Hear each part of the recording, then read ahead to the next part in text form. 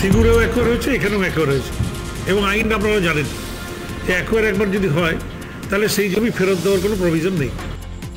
সিঙ্গুরে অধিগৃহীত অনিচ্ছুক চাষিদের জমি ফিরিয়ে দেওয়া হবে প্রতিশ্রুতি মুখ্যমন্ত্রী, কিন্তু অধিগৃহীত জমি ফেরানো যে সম্ভব নয় কার্যত স্বীকারোক্তি তাঁরই মন্ত্রিসভার সদস্যের। ক্ষমতা এলে ফিরিয়ে দেওয়া হবে সিঙ্গুরের অনিচ্ছুক চাষিদের অধিগৃহীত জমি, প্রতিশ্রুতি দিয়েছিলেন মমতা বন্দ্যোপাধ্যায়। ক্ষমতায় এসে 400 একর জমি ফেরত দিতে বিলও এনেছে রাজ্য সরকার। বিধানসভায় পাশ হয়েছে সেই বিল, কিন্তু আইনের সাংবিধানিক বৈধতাকে চ্যালেঞ্জ জানিয়ে আদালতে যায় টাটা মোটরস। সিঙ্গুর জমি পুনর্বাসন ও উন্নয়ন আইন 2011কে অবৈধ এবং অসাংবিধানিক বলে রায় দেয় হাইকোর্টের ডিভিশন বেঞ্চ।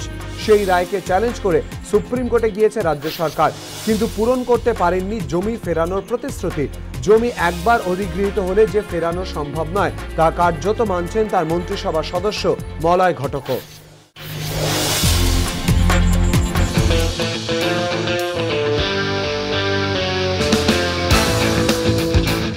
दुनिया में दो तरह के लोग होते हैं, विनर्स एंड लूजर्स। लेकिन जिंदगी हर लूजर को वो एक मौका जरूर देती है जिसमें वो विनर बन सकता है। वैसे हैं चाहे वैसे हैं, अरे जो भी हैं जैसे हैं, खुद पे हम नाज है। जाने ना हमको ये जमाना, चाहो तो हमको आजमाना।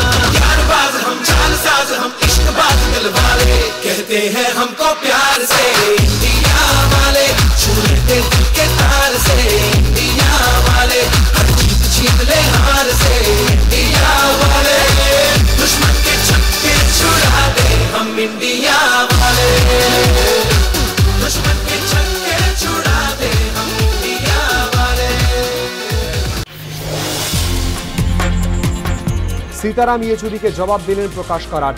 রবিবার কেন্দ্রীয় কমিটির বৈঠকের প্রথম দিনে দলের ভরাডুবির জন্য কারাটকে কাঠগড়ায় তুলেছিলেন ইয়েচুরি। বুধবার বৈঠকের শেষ দিনে জবাব দিলেন কারাট। তাঁর সাফাই, সিপিএমে কেউ একা কোনো সিদ্ধান্ত নেয় না, পার্টি কংগ্রেসে গৃহীত সিদ্ধান্ত রূপায়ণ করাই সাধারণ সম্পাদকের কাজ। রবিবার ইয়েচুরি দাবি করেছিলেন অকংগ্রেসি ধর্মনিরপেক্ষ দলগুলির সঙ্গে চলার নীতি ঠিক ছিল, কিন্তু গত 10 বছরে তার রূপায়ণের ত্রুটি হয়েছে। কেন্দ্রীয় কমিটি বৈঠকে 13 পাতা নোট পেশ করে এই দাবি করেছিলেন ইয়েচুরি। এই নিয়ে সিপিএম এর অন্দরে শোরগোল পড়ে যায়। ইয়েচুরির পেশ করা নোট নিয়ে মঙ্গলবার পলিট ব্যুরোর বৈঠকে আলোচনা হয়। তারপর খসড়া রাজনৈতিক দলিলে কিছু পরিবর্তন করা হয় বলেও সূত্রের খবর, যাকে ইয়েচুরি শিবির তাদের জয় হিসেবেই দেখছে।